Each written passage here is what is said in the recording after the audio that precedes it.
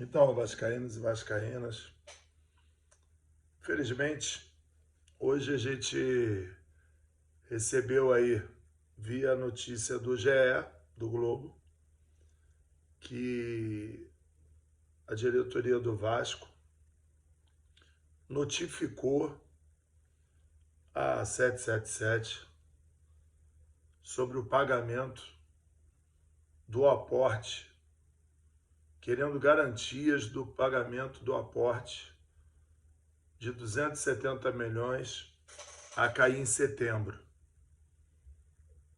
Bom, nós estamos em abril, né? Mês que vem é meu aniversário, maio. Então tem abril, maio, junho, julho, agosto, setembro. Começo de Campeonato Brasileiro. Aí a gente começa com a notícia dessa. A gente vê uma entrevista novamente do Pedrinho ao podcast do Dieguinho, do Futebolaço, que culmina também com aquela primeira fala dele. Ou seja, como eles mesmos falam, tem 2 meses, né, de gestão, 2 meses de gestão. Cara, eu não vou aqui esbravejar, eu não vou aqui ficar, sabe, criando inimizade dentro do clube que eu amo, clube que eu tô ali para fazer amigos, para fazer amor, para viver o clube, para ajudar o clube em tudo que eu puder. Durante toda a minha vida, a minha meta de vida é isso, entregar ao Vasco. Cara, eu acho que tudo tem um limite, tudo tem um propósito, mas o que eu gosto é que às vezes as minhas falas anteriores ficam aí claras para todo torcedor de que eu não estava em nenhum momento, entendeu? Falando mentiras. Hoje o que eu mais recebi foi isso. Zé, bem que tu falou. Bem que tu falou. Cara, bom, eu só tenho a lamentar. Projeto nenhum. Entrega nenhuma.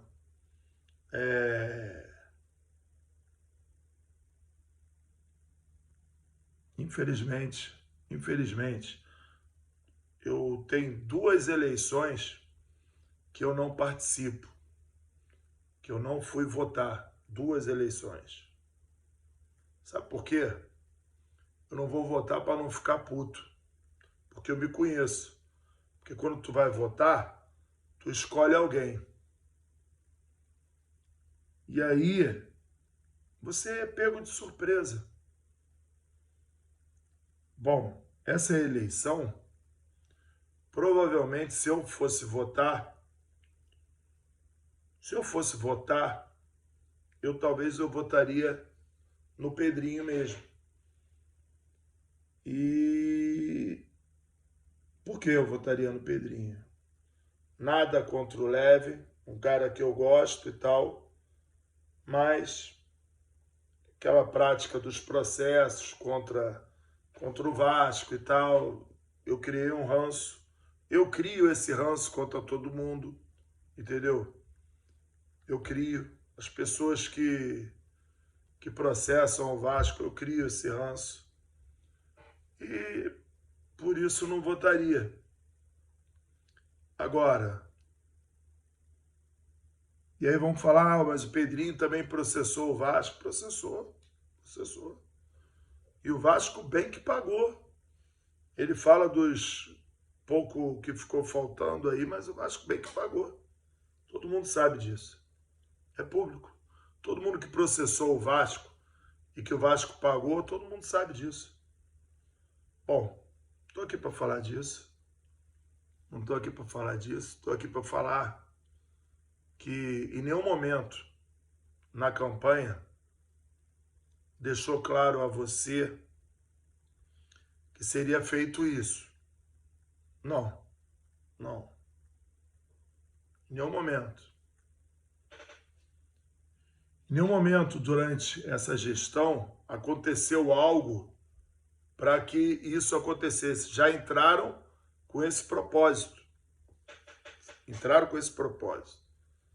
Tanto que lá atrás, quando eu conversei com ele, eu falei que, cara, se um dia a empresa for uma coisa ruim, nociva ao Vasco, eu vou ser um dos que mais vai lutar.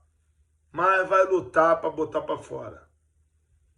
Agora, não é o que acontece. A empresa é uma das SAF que mais paga a dívida. Está fazendo os aportes.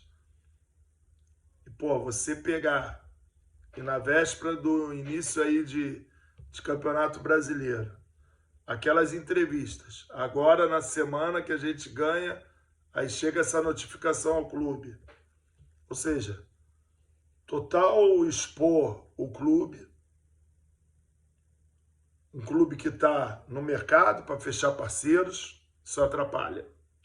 Um clube que tem condições e faz as contratações, isso atrapalha. Um clube que vira alvo dos maiores rivais dos meios de comunicação, isso atrapalha. Vira chacota entre os outros torcedores, isso atrapalha. Ou seja, o que vão produzir? O que vão produzir? Além de atrapalhar. O que vão entregar? Além de atrapalhar. Condução da obra do estádio, que já começou lá na época do Campelo, quando trouxe o arquiteto, Sérgio Dias. Aí foi na época do Carlos Alberto Osório, que foi até o prefeito, junto com o Salgado, para conseguir, vai acompanhar. Fora isso, cadê aquelas coisas todas? Foram anos e anos e anos e anos prometendo, falando que era o novo caminho para o Vasco. Porra, o próprio rapaz aí, o Júlio, que era a revolução, e hoje não senta na cadeira. Ah, mas aí eu pergunto às pessoas por que não sentou, se durante esses anos todo era o cara. Política. Não senta porque política. Ou seja, se ele era bom pra caralho e ele não senta, porque vai dar projeção a ele, entendeu? Política. Até quando a política do Vasco, os interesses próprios de cada vascaíno, entendeu? Vai estar acima dos interesses do Vasco, dos interesses, pô, da torcida que clama por dias melhores, dos interesses daquele vascaíno que durante toda a segunda divisão, que nenhum de vocês estiveram lá, e a gente esteve lá todos os jogos, e eu estive lá. Frequentava o restaurante todos os jogos. Ninguém estava lá. Ninguém. Ficou na segunda divisão, continuou na segunda divisão, e aí, a meados de chegar a eleição, começaram a aparecer. Isso é a verdade. Me dói estar falando isso, mas isso é a verdade. Cansei disso, cara. Cansei disso. Não vou mais ficar gritando que nem um maluco, senão, sabe o que as pessoas me tiram? Ah, esse cara é um maluco. Não sou. Sou um cara responsável. Hoje eu não tenho mais pai, não tenho mãe, entendeu? Tenho minha família, tenho minha filha que estuda lá nos Estados Unidos, tá morando lá. E, pô, cara, eu tenho meus compromissos diários de trabalho, de vida. Eu não vou aqui mais ficar, entendeu, bancando maluco, mas tá aí, cara. Tudo que eu falo, tudo que eu digo pra vocês. Mas é bom. É bom. É bom porque de certa forma, a gente vê o que realmente é. E quando que vai mudar isso pro Vasco? Quando? Fica aqui a pergunta. Fica aqui a pergunta. E porque os caras não se dão nem conta. Ó, só para vocês terem uma noção. Grande parte do conselho, da gestão agora, tá rachado. Tá rachado. Por quê? Ao você não empossar o Júlio, e o Júlio também eu não entendo, já, porra, sabe? O cara diz pelos quatro cantos que tinha um compromisso com ele e não cumpriram e deram entrevista falando que não cumpriu, e o cara fica calado. Fica calado. Os pares dele ficam calados.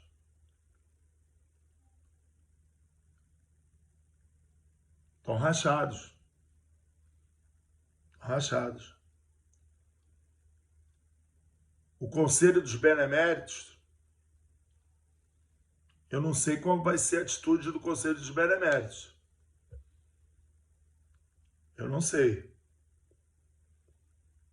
Mas, se tratando de Vasco, essas ações aí estão expondo muito o Vasco da Gama. Eu acho que tudo que é prejudicial ao Vasco tem que ser cobrado. Tem que ser cobrado. Porque se você tá para fechar um patrocinador aí, escolhendo entre um e outro, paradas grandes, e essas coisas vêm o tempo todo, chacota. Ah, porra, o salário está em dia, é obrigação. Se não está em dia, estão dando porrada. A imagem está em dia, é obrigação. Se não está, estão dando porrada. Os encargos estão em dia, é obrigação. Se não está, estão dando porrada. Os impostos estão em dia, se não está, estão dando porrada. Aí sai uma coluna no jornal Globo de um cara que nem cobre futebol. Ou seja, alguém pegou, passou a coluna pro cara, entendeu? Com detalhes de uma reunião que só participou a empresa e a diretoria. Foi a própria empresa que denegriu a imagem dela perante a torcida? Não foi. Teve alguém que supostamente, porra, soube de tudo e não foi. Olha, isso é muito prejudicial ao Vasco. E aí quando você vai e participa de lives e reafirma que não pode falar, que não vai falar, que é tudo uma merda, que não concorda com nada que está lá, e aí você tem 30 pessoas que votaram e estavam lá. Cara, não dá para fazer diferente? Não dá para a gente tentar sentar civilizadamente como vascaínos e apontar: olha, vascaíno, eu acompanhei todo o processo da SAF. Eu conversei com muitos que leram e assinaram o contrato. Até eu chegar à conclusão para apoiar, eu procurei saber detalhe por detalhe. E eu falei com todas as vertentes. Posso dar nomes. Um único cara, que recomendou que assinassem com ressalvas, se chama Alexandre Bittencourt. Virou para mim e falou assim, e ele lê todos os contratos da Petrobras. Na última eleição ele foi um apoiador do Levy. Deixando tudo claro. E ele fez algumas ressalvas ao contrato, mas indicou que todos votassem. E hoje, eu por telefone conversei novamente com a Alexandre Bittencourt e reafirmou para mim, realmente, as ressalvas que estão sendo pedidas foram feitas por mim. Nada que desabonasse o contrato, Zé. Um cara que lê todos os contratos da Petrobras. Nada que desabonasse o contrato. Mas são coisas que poderiam ser dialogadas. E talvez, o Júlio Brandt fosse a melhor pessoa, porque para quem não sabe, o Júlio Brandt foi CEO de uma empresa e subordinado a ele estava o Lúcio e a Kátia, nossa CEO financeira. E eles teriam um relacionamento ímpar para qualquer ajuste, amigavelmente, sem fazer o Vasco passar por chacota, como está acontecendo. E eu mesmo, nunca tendo apoiado o Júlio, mas pensando sempre no Vasco, e eu nunca fui de comprar animosidade entre ninguém dentro do clube, eu torcia. Eu adoro o Paulinho Salomão, um cara que tem meu sogro como pai. E meu sogro, uma estima enorme pelo tio dele, Luiz Felipe Salomão, pelo pai dele. Ou seja, um cara brilhante. Cara brilhante. Figura ímpar. Vascaínaço. Mas eu fico assim, porque eu conheço o Flávio, que tinha sido indicado à cadeira da SAF, nosso presidente da Colômbia, e não quis se envolver na política do Vasco, embora seja um grande vascaíno, e ele mesmo estava sabendo